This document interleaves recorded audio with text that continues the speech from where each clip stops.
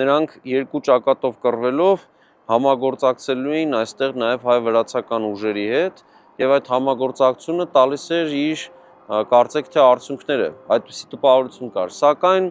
ցավոք այնպես ստացվեց, որ նրանց զորամասերն ուշանում էին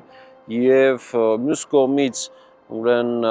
վրաց որոշ իշխաններ եւ ցավոք նաեւ հայ նախարարների մասը ճակատամարտի թեժ պահին որոշում են, որ պետք է լքեն մարտի դաշտը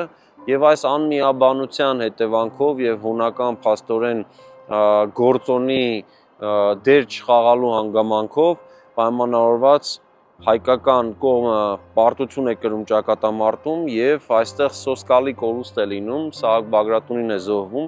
եւ նաեւ հայոց սպարապետի եղբայր Վասակ Մամիկոնյանն է զոհվում, ստացվում է որ Վահան Մամիկոնյանը պետք է շտապ այդտեղ մնացած զորամասերը հավաքի եւ վերադառնա Հայաստան։ Նախագծի գլխավոր գործընկերն է Կոնվերս բանկը, ֆինանսական աշխարհի ձեր հուսալի գործընկերը։